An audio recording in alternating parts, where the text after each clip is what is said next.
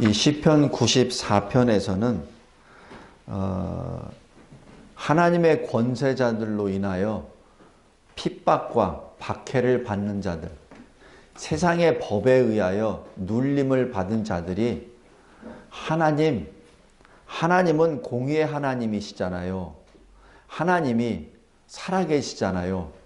그런데 왜 잠잠하시나요? 왜 세상의 악한 권세자들이, 악한 재판장들이 악한 일을 지금 하고 있는데 하나님은 왜 가만히 계시나요? 라고 부르짖는 내용입니다. 그래서 1절에 보면은 복수하시는 하나님, 2번 반복합니다. 복수하시는 하나님. 근데 여기서 시편 기자의 아주 신앙이 나옵니다. 빛을 비추소서. 바로 이 세상이 흑암으로 뒤덮였습니다. 그래서 이 재판장들이 뭐라고 하냐면은 여기 20절 보세요. 율례를, 자기 법을 이용을 해서 재앙을 꾸미는 악한 재판장이 있습니다. 그런데 왜 저들이 마치 하나님이 주신 권세를 가지고 지금 장난을 하고 있는데 왜 하나님은 가만히 계시고 있습니까? 21절 보십시오. 그들이 모여서 하나님을 믿는 의인들의 영혼을 죽이고 죄 없는 자를 정죄하여 죽이려고 합니다. 그런데 하나님 왜 잠잠하시나요?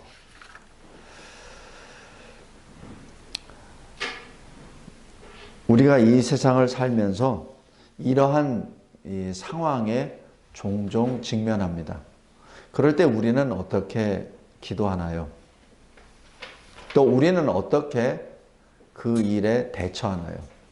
주먹을 불끈 쥐고 나를 괴롭히는 저 사람들, 불법을 행하는 자들을 바로 공격합니까? 그것은 그리스도인의 방법은 아닙니다. 그리스도의 방법은 가장 먼저 오늘 시편 기자처럼 하나님께 부르짖습니다. 하나님께 1절로 말합니다. 복수하시는 하나님. 여기서 복수라고 얘기하는 것은 우리 인간들이 가지고 있는 그러한 복수가 아닙니다. 공의의 역사입니다. 공의의 하나님, 공의로 심판하시는 하나님. 그러니까 뭐라고 요구를 하냐면, 뭐라고 간구하냐면 빛을 비추소서라고 얘기합니다. 그들을 어떻게 하라는 것이 아니라 공의의 빛을 비춰줘서 그 빛이 있음에 어둠이 물러가듯이 하나님이 그 역사를 해달라고 지금 간구하는 겁니다. 그러면서 2절에 하나님이 어떤 하나님이냐면 그 복수가 뭐냐면은 심판이란 얘기입니다. 우리가 사소한 내 감정 때문에 내 감정풀이로 복수하는 그런 개념이 아니라 2절에 공의의 심판의 하나님, 그 심판으로 저 하나님을 대적하는 교만한 자들을 벌하여 주소서라고 말씀합니다. 이것이 우리 성도들이 악한 시대에 살고 있을 때 하나님께 부르짖는 기도 내용입니다. 우리가 항상 내가 어떻게 해야 되죠? 내가 할 건 없는데, 할 거 없는 게 아니라 기도하면 됩니다. 나 혼자 기도하는데 그게 능력이 나타나잖아요. 분명히 하나님은 기도할 때 기도 같이 할 수 있는 사람들을 묶어주십니다. 묶어주세요. 묶어주실 때 같이 기도하십시오. 실컷 묶어주시고 자리를 마련해 주셨는데도 아니야, 나는 이거 아니야, 그렇게 생각하지 마십시오. 묶어줬을 때 같이 가서 기도하십시오. 기도하는 분들이 다른 기도합니까? 아니잖아요. 하나님이 복수하시옵소서. 하나님이 심판하시옵소서. 성도들의 기도는 그겁니다. 무엇을 어떻게 해서 성도들이 실력 행사하는 게 아니에요. 하나님께서 그 악한 때에 혼자 놔두시지 않습니다. 엘리야도 마찬가지예요. 엘리야가 하나님, 저 아합이 다 죽였습니다. 저 혼자 남았습니다. 저 이제 그만할래요.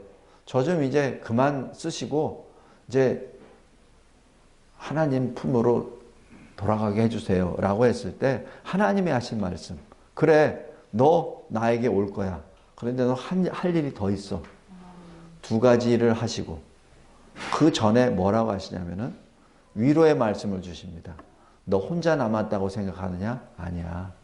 바알에 무릎 꿇지 않는 7,000명이 있다. 성도 여러분, 믿는 자는 반드시 악한 시대에 반드시 존재합니다. 우리 성도들이 할 일은 하나님이 묶어주셨을 때 같이 기도하는 겁니다. 같이 기도했을 때 서로 민족이 다를 수도 있고 서로 교파가 다를 수도 있고 서로 언어가 다를 수도 있습니다. 그러나 하나님께서 말씀으로 믿음으로 하나로 묶어서 기도하라고 할 때 기도하면 됩니다. 그랬을 때 하나님이 역사하십니다. 하나님이 어떤 분이십니까? 9절 보십시오. 하나님이 우리의 귀를 지으신 분 아닙니까? 그런데 어떻게 듣지 아니하시겠습니까? 하나님이 우리에게 볼 눈을 주시지 않겠습니까? 그런데 왜 하나님이 안 보시겠습니까? 못 보시겠습니까? 하나님은 분명히 들으시고 보십니다. 근데 누구의 말을 듣죠? 불신자의 하소연을 듣겠습니까? 아니면은 간절히 부르는 신자의 기도를 듣겠습니까? 똑같은 일을 하더라도 마찬가지입니다. 똑같은 악한 상황에 빠졌을 때 누구의 말을 하나님이 들으시겠습니까? 누구의 그 악한 상황, 박해함을 받은 것을 보고 계시겠습니까? 믿는 자들이죠. 믿는 자들의 기도를 들으시는 하나님이시요, 믿는 자들의 억울함을 보고 계시는 하나님이십니다. 혼돈의 시대에 살고 있습니다. 무엇가 옳고 그른지 잘 모를 때가 있습니다. 그럴 때는 믿는 사람 쪽으로 가십시오. 그것이 안전합니다. 여러 사람이 서로 험담하고 공격하고 합니다. 무엇이 옳은지 그른지 잘 몰라요. 그럴 때는 믿는 목사가 부르짖을 때 목사에게로 가십시오. 믿는 자가 부르짖을 때 믿는 자에게 가십시오. 그것이 안전합니다. 여기 시편 기자가 부르짖습니다. 빛을 비추소서. 2절에 세상을 심판하여 주옵소서. 주여 일어나소서. 하나님을 대적하는 교만한 자들에게 마땅한 벌을 받게 하옵소서. 22절입니다. 하나님은 나의 요새이십니다. 나의 하나님은 내가 피할 반석이십니다.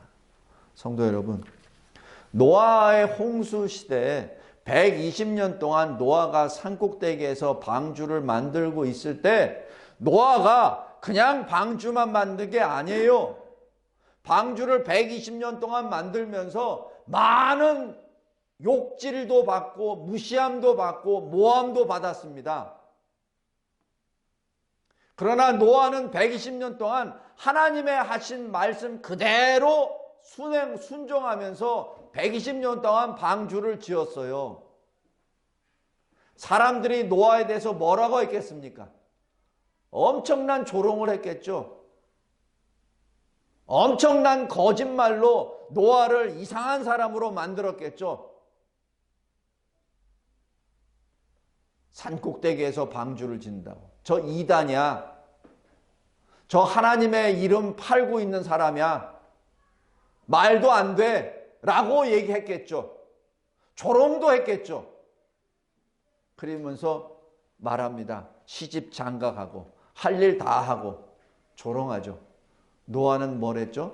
그대로 방주를 짓습니다. 누가 살았죠? 방주 안에 들어간 사람들. 방주 안에 들어간 생물들이 살았죠. 노아 누구죠? 하나님을 믿는 사람. 하나님을 믿는 사람의 말을 들으십시오. 23절에 분명히 말합니다. 하나님을 대적하는 그들의 죄악을 그들에게로 되돌리시며 그들이 그 악한 악으로 말미암아 그들이 끊어지리니 여호와 우리 하나님이 그들을 끊으시리로다. 하나님은 창조의 하나님이십니다. 그리고 하나님은 심판의 하나님이십니다. 시편 기자가 하나님을 대적하는 자들에게 무엇을 공격하고 복수하는 것이 아니라 하나님의 행하십니다. 하나님의 사람은 하나님 앞에 부르짖는 겁니다. 이 악한 시대 대한민국 땅에 지금 이 대한민국 땅을 덮고 있는 악한 영으로부터 구별된 성도들 되기를 바랍니다. 그리고 믿는 사람들끼리 함께 모여 부르짖는 그때 그 장소에 있기 바랍니다. 그 장소가 방주 아닙니다.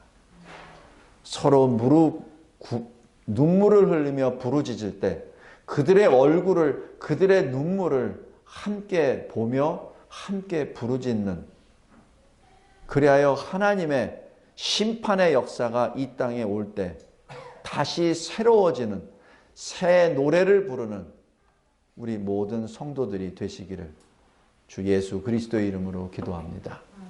하나님 아버지 감사하고 감사합니다. 하나님께서 저희들에게 귀한 때를 주셨습니다.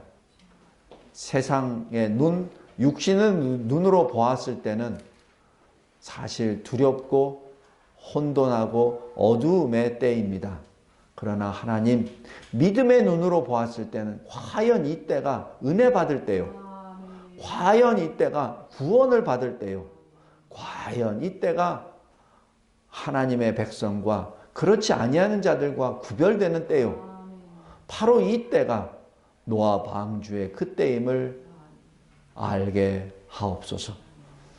대한민국 땅에 주님께서 주시는 이 징계의 회초리가 징계의 진멸의 칼이 아니라 우리를 거룩하게 만드시고 의와 평강의 열매를 맺기 위한 징계의 회초리요 징계의 막대기임을 알고 오히려 이 환난의 때를 기쁨으로 맞이하며 오히려 이 답답한 때를 기도의 때로 찬양의 때로 예배의 때로 받아들여 하나님 앞에 더욱더 가까이 나아가는 거룩한 주의 백성들 되게 하옵소서.